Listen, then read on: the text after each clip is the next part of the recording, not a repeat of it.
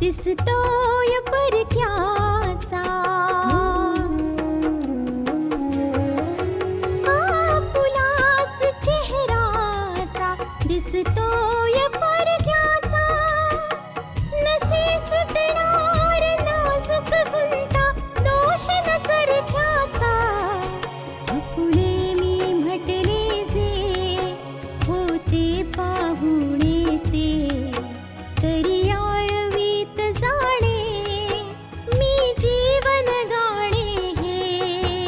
रेखा ही भाग्याची, रेखा ही भाग्याची, रेखा ही भाग्याची, रेखा ही भाग्याची.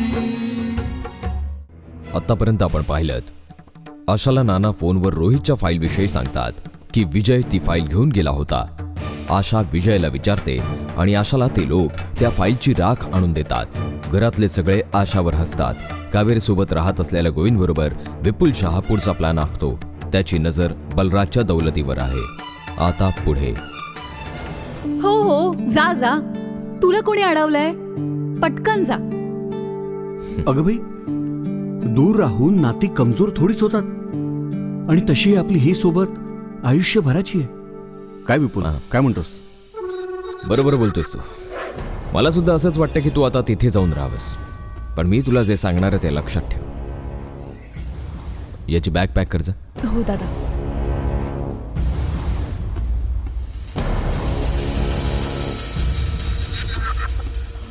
होऊन काय की एक गोष्ट असते जिचं नाव आहे सेल्फ डिफेन्स, ज्याची परवानगी आपल्याला आपला कायदा सुद्धा देतो.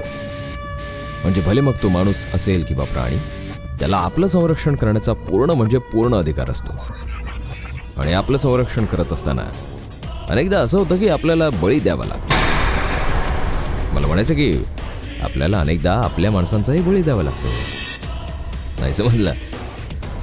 मी समजतो. गोविंदला तिथे करमतच नव्हतं पप्पा, म्हणून मग मी त्याला फोन केला. तो येतच असेल इथे. ठीक आहे, तसंही आता लपवण्यासारखं उरलंय तरी काय. आपल्याला नव्हतं वाटलं की ही गोष्ट इतक्या लवकर उघडेल.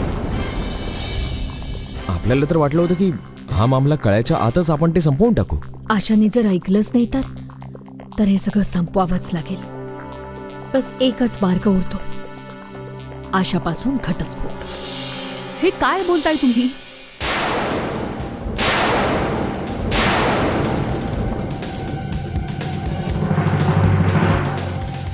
घटस्फोटाचा विषय इतका सहजपणे बोलून दिलात तुम्ही. जर मला घटस्फोट देऊनच जायचं असतं तर मी केव्हाच निघून गेले असते. मी जर या घरात आहे तर तुम्हा सगळ्यांना समजायला हवं होतं की मला घटस्फोट नकोय. तुझ्या वाटण्याने काय होतंय? माझ्या वाटण्यानेच होतं. कारण जोवर मला नाही वाटत तुम्ही कोणीच मला या घरातनं काढू शकत नाही.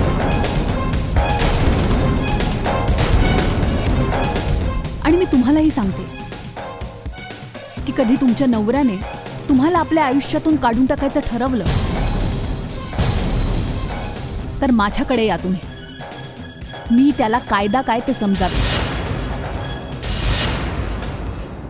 तू आम्हाला धमकी देतेस? नाही मम्मी, जे खरंय ते सांगते तुम्हाला. मला हे माहितीये सत्य काय आहे ते तुम्हाला समजणार नाही, पण तरीही मी तुम्हाला सत्य शिकवल्याशिवाय राहणार नाही.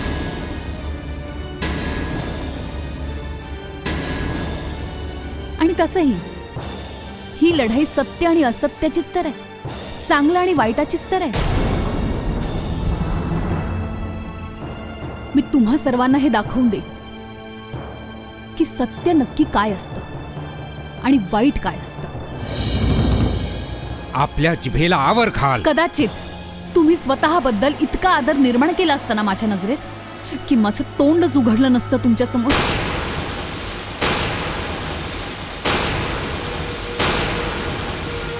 पण तुम्ही सगळ्यांनी स्वतःला माझ्या नजरेतनं उतरवलंय. तू या घरात राहून आमच्या बरोबर वाद घालणारेस? लढाई तर तुम्ही सगळ्यांनी सुरू केली आहे आणि न्याय अन्यायाची ही लढाई या घरात राहूनच लढेन. कारण मी नानूंना दुखी पाहू शकत नाही. त्यांनी आपलं कर्तव्य पार पाडलंय. आता मी माझ्या जबाबदाऱ्या पार पाडेन. जबाबदारी? कोणत्या जबाबदारीच्या गोष्टी करतेस तू? हा, तुला काय माहित काय असतात नाती गोती? जबाबदाऱ्या कशा पार पाडतात? आपल्या सासरच्या लोकांना सत्याच्या मार्गावर आणणं ही सुद्धा एक सुनेची जबाबदारीच असते.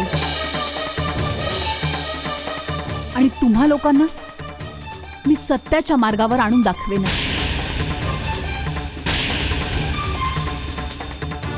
तुम्हाला सुद्धा कळेल मग की खरं खरं असतं आणि खोटं खोटं.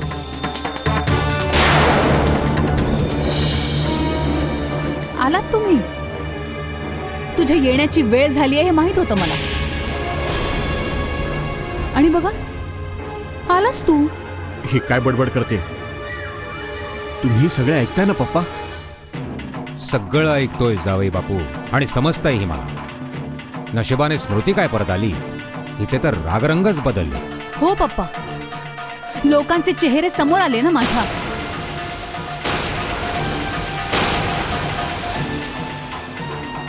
खरं तर लोकांपासून लपणं सोपं असतं, पण कायद्यापासून लपणं खूप कठीण असतं. आज मी समोर आहे, उद्या कायदाही समोर असेल. स्वतःच्या मनाची तयारी कर.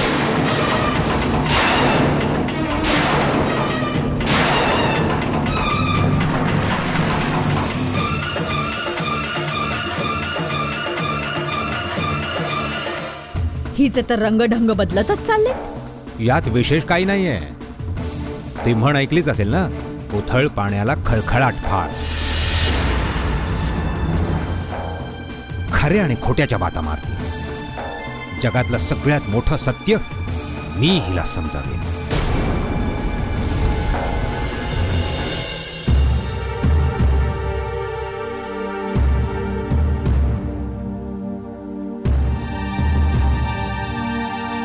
अगं कुठे होतीस तू?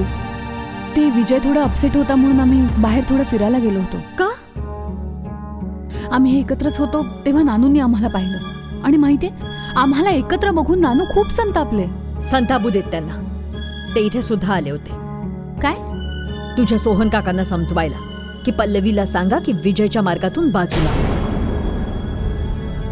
गायत्री, जर कोणी चांगलं काही सांगत असेल तर ऐकायला हवं.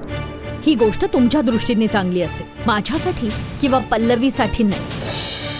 आणि ही गोष्ट तुमच्या दृष्टीने अशासाठी चांगली आहे की तुम्हाला तुमच्या मुलीचं सुख यात दिसतंय.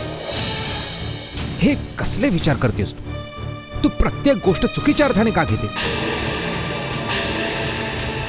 कधीतरी एखादी गोष्ट योग्य त्या अर्थाने समजून घे ना. म्हणजे त्याच अर्थाने ज्या अर्थाने तुम्ही त्यांना समजून घेतले. तुला वाटतंय की मी अशामुळे पल्लवीला अडवतोय? हो, मला असंच वाटतंय.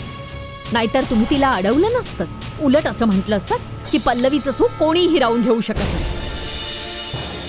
मी सुद्धा हेच तर म्हणत होतो की पल्लवीचं सुख कोणी हिरावून नाही घेऊ शकत. पण आज जे काही चाललंय ते पाहिल्यावर मात्र मला ही गोष्ट आता चांगलीच लक्षात आली आहे की ज्या मार्गावर तू तिला ढकलतीयस त्याचा परिणाम तुला आज नाही उद्यानंतर दिसून येईल. उद्या जे काही समोर येईल ना ते मी बघून घेईन. पण तुम्ही मला अडवण्याचा प्रयत्न नका करू. जर आशा स्वतःला शहाणी समजते तर माझी पल्लवी कुणापेक्षा कमी नाही. तिच्यासाठी पल्लवीला कोणताही त्याग करायला नाही लागतं कामा. उलट ज्या पद्धतीने आशा जबरदस्ती ती विजयच्या आयुष्यात आली मग त्याच पद्धतीने तिला जावाई लागली. त्यानंतर मात्र मी तुम्हाला नाही अडवणार. मग पुसत राहा तुम्ही तिचे आणि तिच्या नानांचे अश्रू. चल पल्लवी.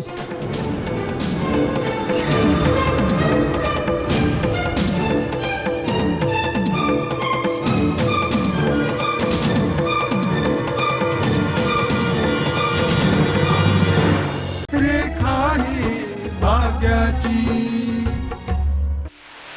आत्ता यावेळी ती आशा तिच्या नानांना भेटायला गेली. नक्कीच तिला नानांनी फोन करून बोलावून घेतलं असणार. साहजिकच आहे बेटा, सगळ्यांना एकमेकांची काळजी असते. त्याने तिला समजवायलाच बोलावून घेतलं असेल. पण मला एक गोष्ट काही केल्या समजत नाही. ती कालची मुलगी मला धमकी देते ती की जोवर तिची परवानगी नसेल तोवर घटस्फोट नाही होणार. नाही, मी आता हे ओझं आयुष्यभर नाही वाहू शकत. मम्मीजी, तिला आयुष्यभर कुठे ठेवायचं या घरात? आपल्याला जेव्हा पाहिजे तेव्हा तिला माशीसारखं या घराच्या बाहेर उचलून फेकू शकतो. केव्हा करणार हे जिजू? तिने तर स्पष्टपणे सांगितलं की ती तिची लढाई याच घरात राहून लढणार आहे म्हणून, आणि आपल्या विरुद्ध लढणार आहे. इतकं सोपं नाही आहे बाळा. या घरात राहून आपल्याच विरुद्ध लढाई लढणं इतकं सोपं नाही आहे. पण तिला या घरात ठेवायची काय आवश्यकता आहे? कारण आपल्याला तिला भाग पाडायचा आहे. या घरात ठेवून तिला तोडायचं आहे. मम्मीजी, जर विचारच करायचा ना तर याचा करा की आपल्याला तिच्यावर दबाव आणायचा आहे आणि तिला तोडायचं आहे. खूपच मुश्किल आहे जिजू. काय माहित कोणत्या मातीची बनली आहे यार. पण बनली तर मातीचीच ना. साहेब, एक गोष्ट लक्षात ठेवा, जो दगडाचा असतो ना तोही तुटतो. आणि असं तर नाही ना की तुमच्याकडचे सगळे उपायच संपले. चिंता नका करू, मी आहे ना. जर तुमच्याकडचे उपाय संपले असतील तर मी तुम्हाला उपाय सांगेन. चिंता नका करू. आता सोडा ना हे सगळं. आता आपण या गोष्टीचा विचार करायला हवा की ही केस संपवण्याचे आणखी काय काय मार्ग असू शकतात. विचार तर केलाय मी, म्हणून तर मी गिरीधर शास्त्रींना भेटलोही होतो. कारण गिरीधर शास्त्री एक अशी व्यक्ती आहे जी आपल्यासाठी सगळ्यात मोठं प्यादं ठरू शकते. पण तो पण ऐकायला तयार नाही आहे. बघूया किती दिवस नाही ऐकत. एक चाल तर मी खेळलो आहे. बस असं समजा की लोखंड गरम आहे, बस हातोडा मारणं बाकी.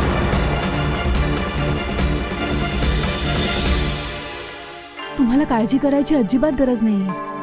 ही केस मीच लढणार आणि आपल्याला न्यायही मिळणार, जरूर मिळणार. बेटा, आता तर असं वाटतंय जसं या कशाचा काहीच उपयोग नाही. निर्णय कधीपासून लांबलेला आहे. आणि जर न्याय मिळायला एवढा उशीर होतोय तर मग न्यायाला काही अर्थच उरत नाही. तुम्हाला तर माहितीच आहे, मी त्या दुर्घटनेत माझी स्मृती गमावली होती. त्या गोष्टीच तर वाईट वाटते आशाजी. जेव्हा शेवटची सुनवाई होणार होती त्याच्या 4 दिवस आधीच तुमच्या बरोबर ही दुर्घटना घडली. पण तुम्ही तेव्हा एखादा दुसरा वकील हे करू शकला असतात ना. नाही बेटा, ही केस आम्ही तुझ्याकडे सोपवली होती आणि तू खूप मनापासून मेहनत केलीस. आणि बेटा, तुझ्यामध्ये मी एक जोश पाहिलाय. तो जोश कायदा आणि न्यायासाठी लढण्याकरता असायला पाहिजे.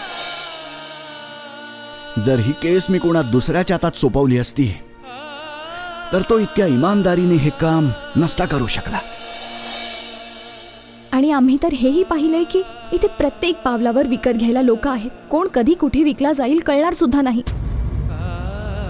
मला समजतंय. माझ्या मुलाचा खून झालाय आणि मलाच विकत घ्यायचा प्रयत्न करण्यात आलाय. तुझे सासरे आले होते इथे एक भली मोठी बॅग घेऊन मला विकत घेण्यासाठी. अगोदरही असे प्रयत्न झाले होते आणि आता तर ते तसे आणखी प्रयत्न होणार. बरोबर बोलतेस तू. आता जर न्यायालयात सुनावणी पुन्हा सुरू होणार असेल तर मला वाटतं की तुझ्या श्रीमंत सासऱ्यांनी परत फडफडायला सुरुवात केली. बेटा तू एक गोष्ट सांग मला, आता आम्ही पहिल्यासारखा विश्वास तुझ्यावर ठेवू शकतो?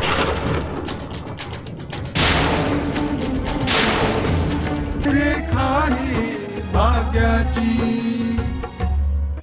आता आम्ही पहिल्यासारखा विश्वास तुझ्यावर ठेवू शकतो?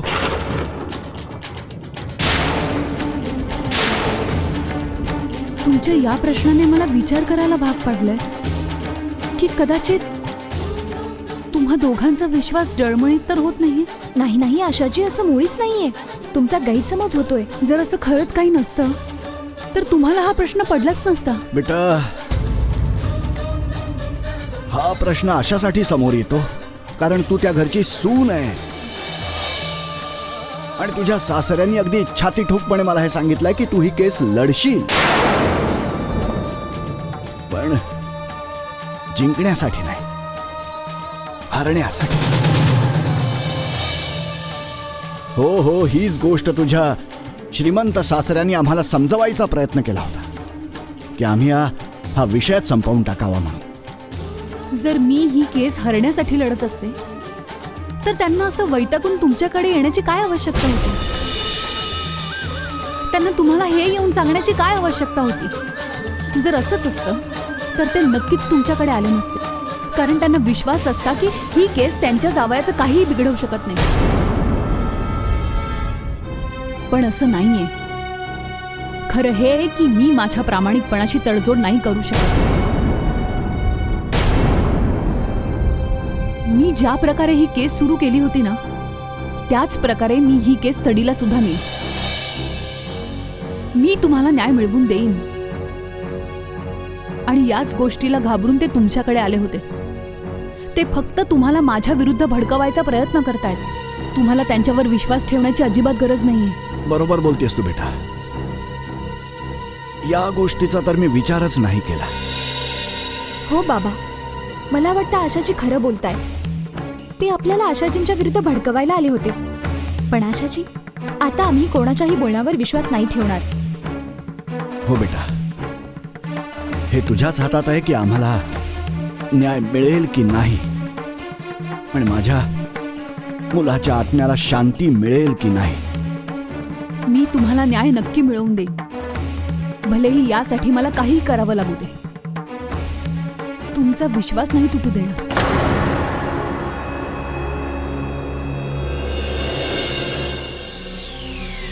इतका घडून गेल्यानंतरही गोविंद, पल्लवीचा विजयवर पूर्ण विश्वास आहे. ती अजूनही हेच समजते की विजयवर दबाव आणून आशासोबत लग्न करून देण्यात आलंय. मग चांगलंच आहे ना. हे बघ, जर ती हेच समजत राहिली ना तर आपल्या सगळ्यांसाठी हे चांगलंच होईल. कमीत कमी साळेसाहेबांचं प्रेम तरी टिकून राहील. पण कुठवर कुठवर हे सत्य लपून राहणार? जसं आशाच्या नानांसमोर सत्य उघड झालंय, तसंच असंही होऊ शकतं की आपल्याला पत्ता लागणार नाही आणि हे सत्य पल्लवीच्या समोर येईल. पण शेवटी काय होईल विचार केलायस का तू? आता मी आणखी काय विचार करू? तू मला जितकं फोनवर सांगायचीस मी तेवढाच विचार करायचो, दुसरं काय नाही. मला दुसऱ्या कोणाची नाही तर विजयची पर्वा आहे. तो पल्लवीवर खरोखरच खूप प्रेम करतो. तो तिला दुःखी नाही पाहू शकत. जर सत्य उघडकीस आल्यानंतर पल्लवीने विजय बरोबर नातं तोडून टाकलं तर विजयला खूप दुःख होईल. ओहो, विजयला तर नंतर दुःख होईल ना. तू तर आत्तापासूनच दुःखी होतीयस. मग तुला काय असं वाटतं की आपल्या स्वार्थामुळे विजयचं प्रेम तुटावं? अरे नाही नाही, अगं मला असं का वाटेल? माझं सुद्धा माझ्या साळेसाहेबांवर प्रेम आहेच की. जर पल्लवीला हे समजलं की विजयने तिला धोका देऊन जाणून बुजून आशाशी लग्न केलंय, किंवा तिला बँगलोरला पाठवण्यासाठी विजयने तिला पत्र पाठवलं होतं, मग होऊ शकतं की पल्लवी त्याची साथ सोडेल, त्याचा तिरस्कार करायला लागेल. गोविंद, माझी अशी मुळीच इच्छा नाहीये खरंच असं व्हायला नको. तर मग एक मार्ग आहे. विजयने पूर्णपणे पल्लवीला आपलं बनवावं, जेणेकरून ती कोणा दुसऱ्याचा विचार करू शकणार नाही. हे काय बोलतोयस तू? मार्ग सांगतोय तुला. हाच एक मार्ग आहे. विजयच्या बाबतीत सर्व काही उघड झाल्यानंतरही पल्लवी त्याच्यापासून वेगळं व्हायचा विचार नाही करू शकणार. रेखा ही भाग्याची. तू बरोबर बोलतोयस, पण काय हे योग्य आहे? मग मला तरी असंच वाटतंय, हे अगदी योग्य आहे. आता तू ठरव की हे योग्य आहे की नाही. पल्लवी एक चांगली मुलगी आहे. ती प्रेमामध्ये आपल्या मर्यादा कधी ओलांडू नाही शकत. रिधिमा, रिधिमा, तू दुसरा काय विचार नको करूस. तू हा विचार कर की हे होईल की नाही होणार, किंवा मग हे कसं होईल. तूही पल्लवीला भेटलेली आहेस, साडेसाहेब तर भेटतातच. पण विजय यासाठी तयार होईल, कारण तो पल्लवीवर खूप प्रेम करतो. पल्लवीला दुःखी नाही पाहू शकत. हो, मग प्रेम करतात ना. आणि शिवाय आपणही त्यांना प्रेम करण्याचाच सल्ला देतोय. हे बघ, प्रेमामध्ये थोडंसं आणखी पुढे गेलं तर आपलंही काम होईल आणि साळेसाहेबांचं प्रेमही टिकून राहील. तू म्हणत असशील तर मी त्याला समजावतो. विजयला तर तुलाच समजवावं लागेल, कारण याविषयी मी तर विजयशी नाही बोलू शकत. तू त्याचा भाऊची आहेस, तू त्याला समजवायचा प्रयत्न कर. मग ठीक आहे, मी त्याला समजावतो. विजयचं प्रेम वाचवण्यासाठी जर हाच एक मार्ग असेल तर समजाव विजयला. मी त्याला समजावेन. मी त्याला ते सगळे मार्ग सांगेन ज्याने पल्लवी अगदी पूर्णपणे विजयची होऊन जाईल. आशा आज आपल्या नानांना भेटायला गेलीये, त्यामुळे जी गोष्ट आजवर लपून राहिली होती ती सुद्धा समोर येईल. सुहासिनी, आता तर सगळंच उघड झालेलं आहे. आशा सुद्धा ही गोष्ट चांगलीच समजून चुकली आहे, आणि तिचे नानाही, की आशाला आपण कोणत्या उद्देशाने या घराची सून बनवलं. मला असं म्हणायचंय की शेवटी ती एक वकील आहे, शिवाय कायद्याची जाणकार सुद्धा आहे ती. सुहासिनी, तसंही हे लग्न कायद्यानुसार गुन्हा म्हणून सिद्ध नाही करता येऊ शकत. आता त्यांच्या बाजूने त्या आशा आणि तिच्या नानांना जेवढा आरडाओरडा करायचा असेल तेवढा करू दे की करू दे, आपल्याला त्याच्याशी काय. आणि तसंही आपल्या मर्जीच्या विरुद्ध सिद्धांतसोबत त्यांनी हे लग्न करून दिलं होतं, हो की नाही. आज आपल्या या निर्णयाचा किती पश्चाताप होत असेल त्या लोकांना. पण ज्या उद्देशाने आपण तिला या घरात आणलं होतं तो उद्देशही पूर्ण नाही झाला ना आजवर. तरी जावई बापूंना वाचवण्यासाठी ही एक गोष्ट मोठं कारण ठरू शकतं की आशा या घरची सून आहे, आणि आशा या घरात येण्याचा फायदा मी नक्कीच करून घेणार. अशा तऱ्हेने शास्त्रीजींना हे सांगून की मी तुमच्या घरची सून आहे आणि ही केस हरणार आहे मी, हे सांगून हिंमत तोडणार तुम्ही त्यांची. या घरची सून काय झालीस तू? आपली लायकी विसरलीस. ह्याचमुळे असं झालंय की आज तुला असं चहा आणि ब्रेड खाऊन दिवस घालवायला लागताय. तुला काय वाटतं हे सत्य लपून राहील? मी ठरवलं ना तर आज आत्ता पल्लवीला फोन करून सगळं खरं सांगेन.